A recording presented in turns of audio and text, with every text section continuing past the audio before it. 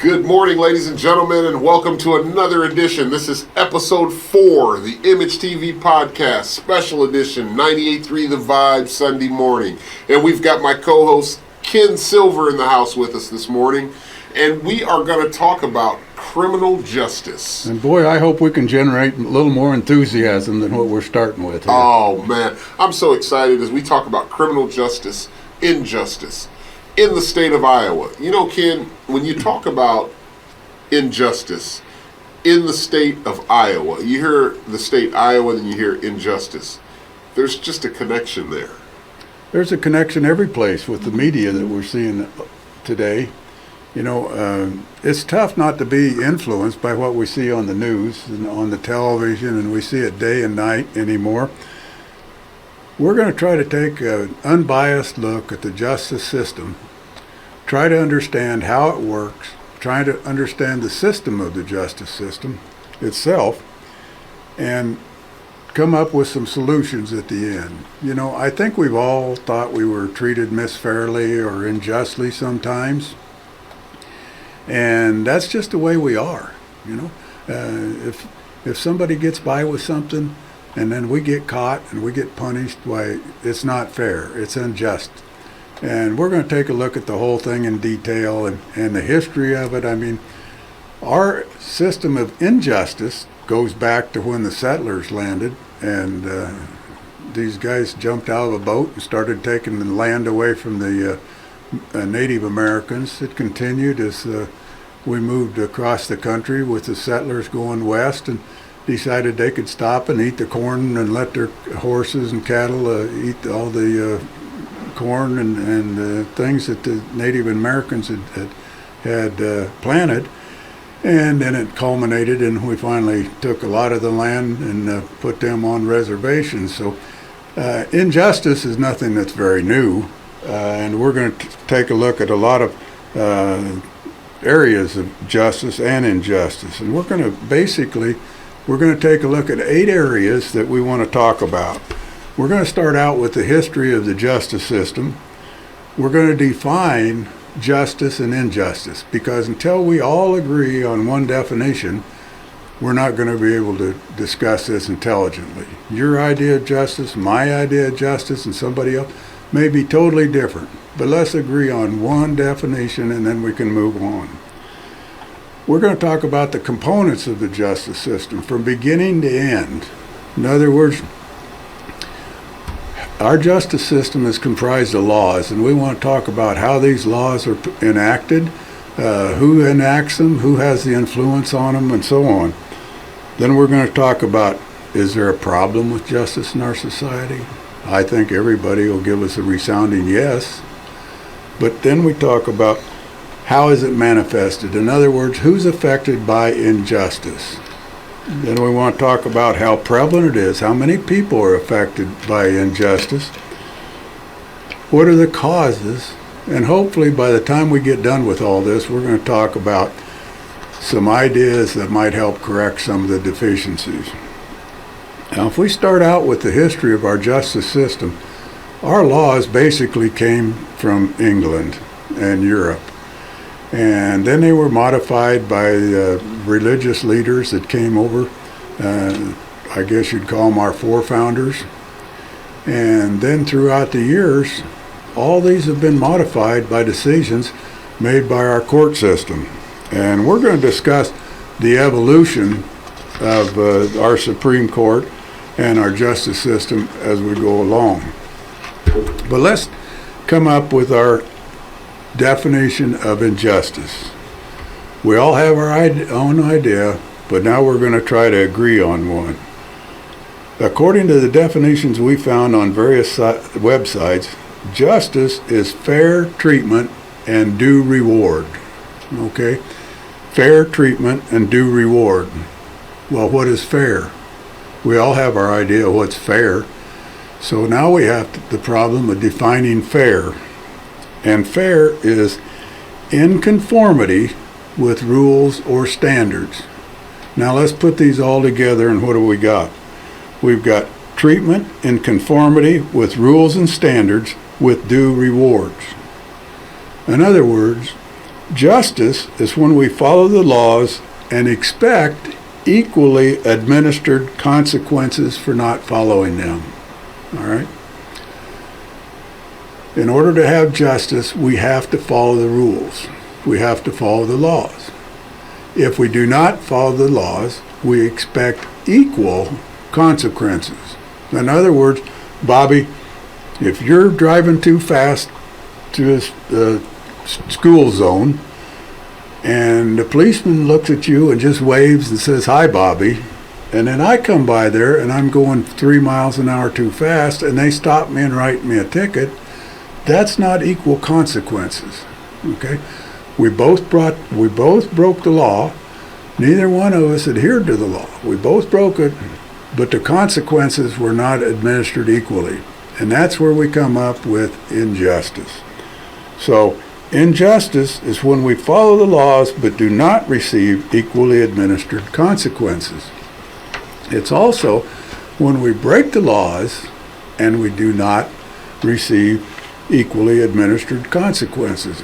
Now, we can sit here all night and talk about situations that we know and people that we know, and we're going to get into this really in detail because we see it every day. Somebody kills somebody, and the next thing you know, did they get first-degree murder? Did they get seventh-degree murder? Did they get manslaughter? Did they just get their hands slapped and put on probation? So those are the kind of things we're going to look at, and we're going to say, hey, there was not equal treatment. Why? What factors affected the consequences that these people got for breaking the law? I think we're also, down the line, we're going to have to take a look at people who might have been arrested or charged who did not break the law. Now, how do we prevent that? So this is really a deep subject. Bobby, I can't believe you had guts enough to tackle this. I'm not sure we're smart enough to do it, but I'll tell you, the devil hates a coward. We're going to jump in there and we're going to work our way through it, and we're going to do it. Wow, I'll tell you, Ken, you have really did your homework, sir. You're really prepared, and I commend you for that. You know, organization is always important, and so this whole injustice, justice stuff, you know, I think that it's not only a popular topic, but it's very necessary in the state of Iowa. I think that, you know, this is where we live in the state of Iowa now. All over the country there are people who have issues with injustice and justice. And so I think that this is just really a hot topic. I'm very excited. Ladies and gentlemen, for those of you who are joining us, 98.3 The Vibe, Sunday morning, special edition. We want to thank you for your support. We want to tell you, for those of you who are joining us by social media, YouTube, show your support by subscribing to YouTube and continue to keep watching these episodes. We're going to go to a quick commercial. When we come back, we're going to get more into the justice, injustice in the state of Iowa and all over the country for that matter. We'll be back after these messages.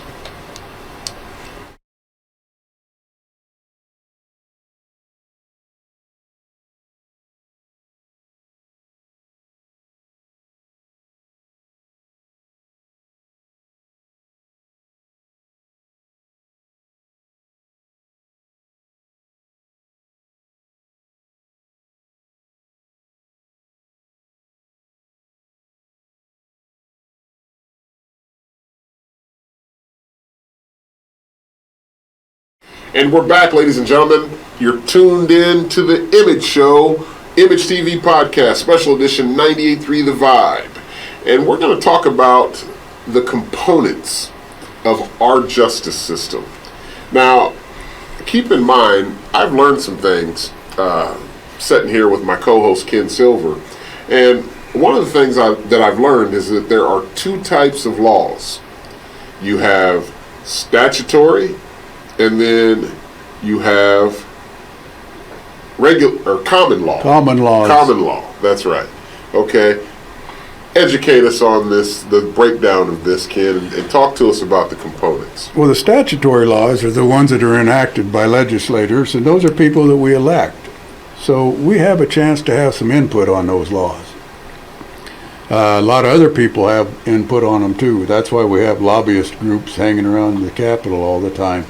But basically, our elected officials are making statutory laws that we're bound to live by. Common laws, then, are the result of court decisions. Now, those decisions are from judges that are not elected. And so consequently, we don't have much input on those. And usually those judges are appointed by a president or a governor. And naturally, they're going to be appointed by someone that's of their same beliefs. So we have conservative governors appointing conservative judges, liberal governors appointing liberal judges, and so that's the way our common laws are affected and enacted. We have no input, no direct input on those at all. Okay, so tell me this. If a judge is appointed versus being elected, what are the advantages and the disadvantages? Well, first of all, most of the judges that we face are elected. When you go down to court, you've probably never been there, but I have, and found out that oh, that's funny. the judges that you stand in front of are elected. And I don't know if they're good or bad. I know a couple of them that are really great people. Mm-hmm. I don't know how many people understand who they're electing when they mark the ballot box. Some people say, I always vote against the incumbent, and some people say, I vote for those in my party, so you never know. Surprisingly, I think the judges at the local level are probably very efficient and do a pretty good job. The appointed judges then, their job is to look at the existing law and interpret that. And you said that the appointed judges would be like the Supreme Court judges. Right. Okay. So they really don't make laws per se, but on the other hand, they do make laws by interpreting what is written. So over the years, you can see a lot of examples of how the law and the application of certain laws has changed. The thing that really affects our lives, and you don't hear much about, is laws from regulatory agencies. This may surprise. Now wait a minute. When you say laws from regulatory agencies, give me a better understanding. There's 23 regulatory agencies that we never even think about to control our lives. Okay. The biggest one is Internal Revenue Service. Oh, wow. Okay. They have laws. If we don't pay our taxes, there's certain penalties that they can assess to us. Environmental Protection Agency is another one. You know, we didn't elect any of those people. They were appointed, and yet they really affect our lives. They decide whether bicycles can ride through the forest or not, and quite a few other things. OSHA was not elected. That was an appointed agency. And anybody who's ever had an accident or had problems with safety in the workplace knows that they have certain rules that have to be followed too. So this is a situation where they have a major impact on our lives, but we have no input. So. You know, is that kind of like DHS, where, I mean, you really have no input in agencies like that? Would you consider DHS to be a regulatory agency? Yeah, I would think so. You know, when you go to the poll and start to cast your ballot, you don't see anything on there that says, I want to elect this person to be head of the DHS. And you look at the, I hate to bring up problems that we've had with some of our agencies in Iowa this year, but the DHS always comes to mind because of some of the things that's happened. But we don't elect the head of the DHS. That's appointed by the governor. Okay. Well, what about the law enforcement personnel? You know, I may get a lot of heat on this, but I think Who cares? Shoot to the moon, Ken. I think the vast majority of our law enforcement people do a great job. I think they try to be fair. I think they're also human beings. I think there's a lot of improvement that needs to be done. I don't know why anybody would want that job, especially now.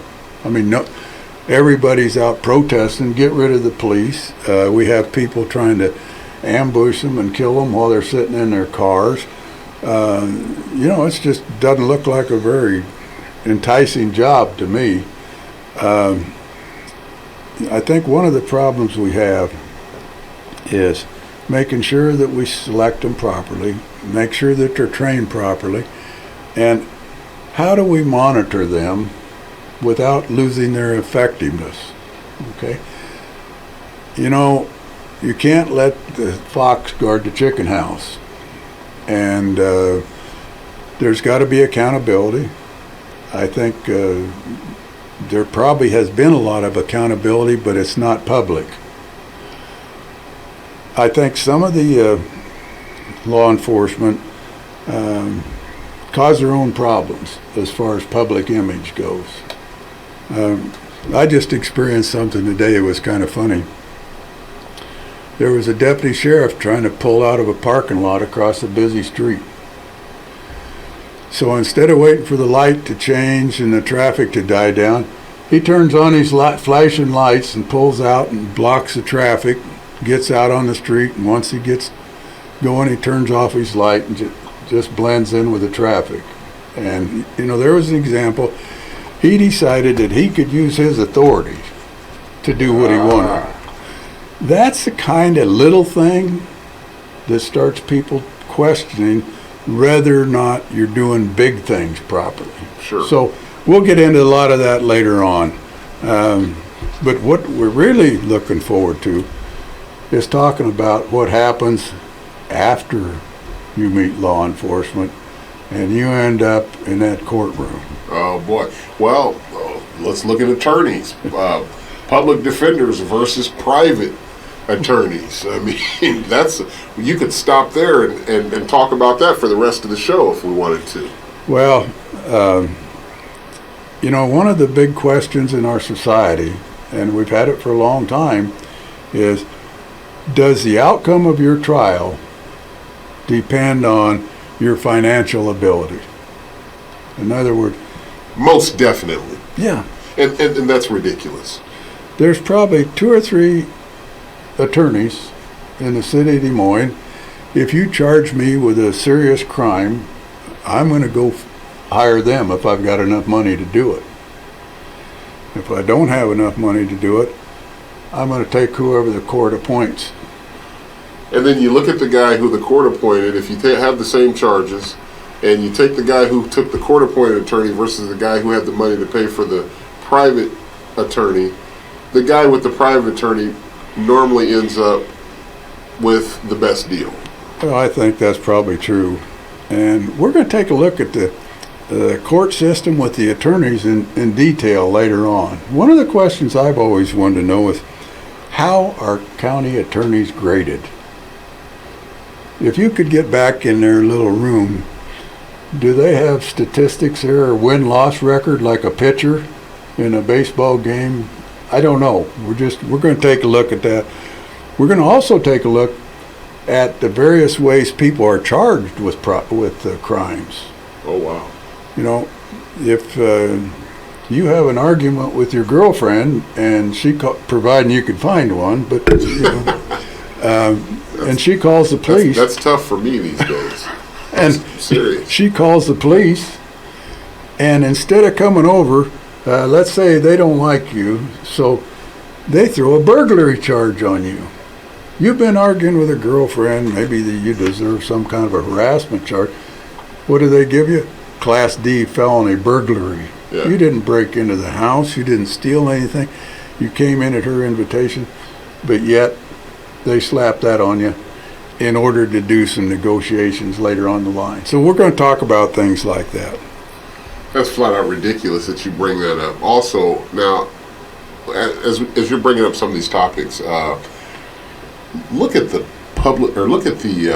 county attorney as they bring up these charges, and just some of the ridiculous charges that a person is charged with, even by the police. Tax stamp, okay? Tax stamp is one of the most ridiculous charges of all time. Now let's just think about it. So you mean to tell me, if I've got a bunch of drugs, I'm going to go to the courthouse and go ask for a tax stamp for this? No, they're going to arrest me and throw me in jail, right? No, you can get the stamp. I can get the stamp before I go to jail. Yeah. Or prison. We're going to talk about some of these things a little later. One of the reasons they have things like that is to just enhance the charges. Because if they think you've been doing bad for a long time and they haven't been able to get you for certain things, there are ways they can come around and still get you. Which would be injustice. Or would that be justice? How could it depends. I don't see how that could be justice. Well, if you're doing something wrong, then it's justice. If you're not doing something wrong, they're trying to pin something on you that you didn't do or make it worse than you've been doing.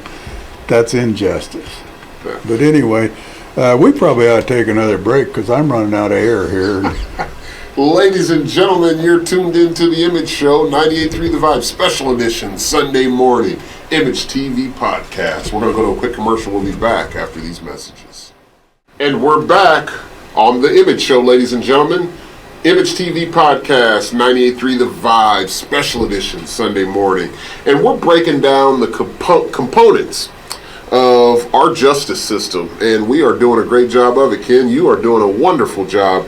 I think that the viewers out there are being educated right now. Let's continue to go down the list. Sounds good to me. Next time, after you go to court, if you're convicted, the next people you run into with our justice system are the corrections directors. In other words, who runs our corrections system in the state of Iowa? The top positions, again, are political appointments. And I guess we have questions. What are their qualifications? Is that someplace on the website where you can look those up and see what their qualifications are? We also need to take a look at what input do they have on the budget, because we know that a good correction system is going to require money. That's right.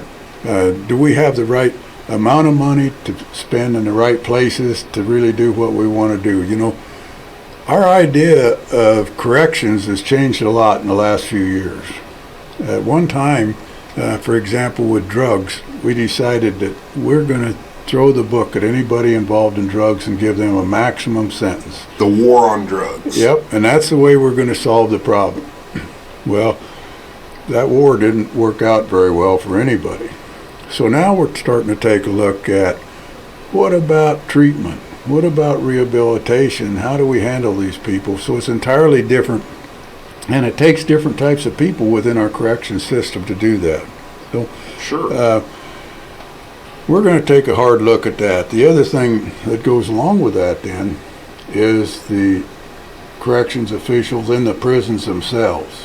Mm-hmm. And I'm not familiar with those enough to really talk about it. I've got questions that come to my mind. It's like, what personality traits are involved with somebody that is a corrections officer? We also know from our visit last week and the week before, we don't have near enough counselors. Do we have enough corrections officers? I don't know. Well, you know, I can tell you that most correctional officers are not happy with their job for some reason. Is that right? Yeah, most of the ones that I've come across, and you would actually be amazed at how many correctional officers actually end up switching occupations like within 6 months after they've started. I didn't know that, and it kind of surprises me.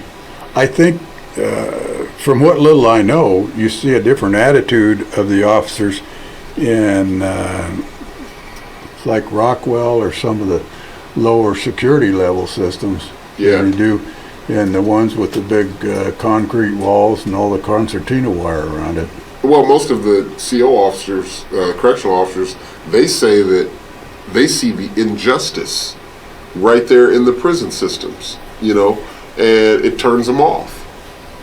And a lot of that has to do with their decision in finding a different occupation. Is that right? Yes. Yeah, most definitely. Like, give me an example. Well, I don't want to have to go inside and investigate this. I'm wanting to learn while I'm out here. Well, you know, behind the walls is another world. So it's always much different than what you hear, what you see. And so when a person becomes a correctional officer, they go through the training and then they're actually put into the field where it's game time.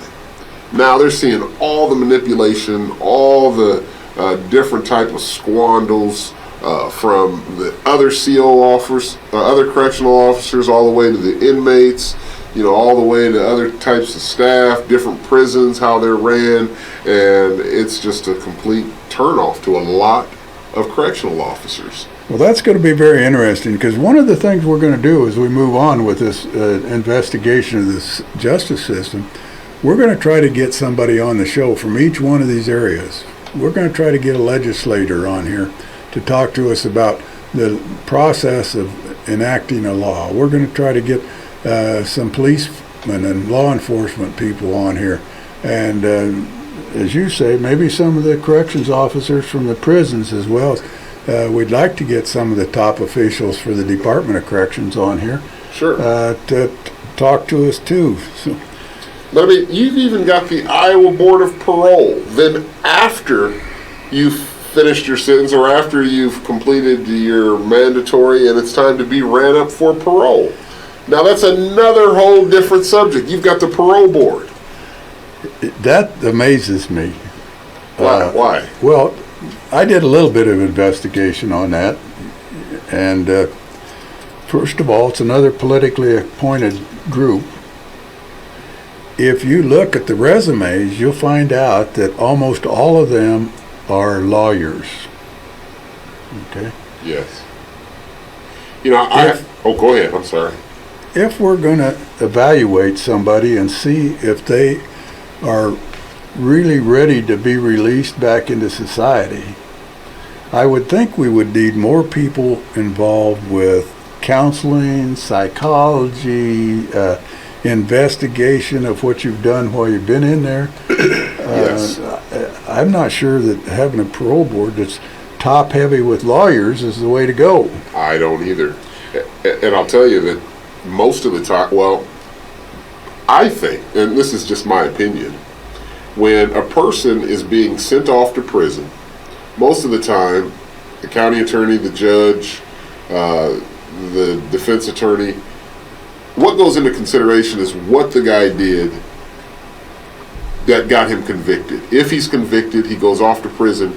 Now, depending on the level of the crime, most of the time, I don't think the judge or the county attorney takes into consideration that this person is coming back out into the community. Despite what they did, if they haven't killed anyone, they're coming back out into the community. And that's going to be somebody's neighbor someday. And what happens now when you got these people coming out by the boatloads because you've just tried to stick them away and hide them and throw them under the rug, and then they all come out, you know, in groups. That's an interesting point, and I think maybe that's something we ought to talk to when we get these people on the show.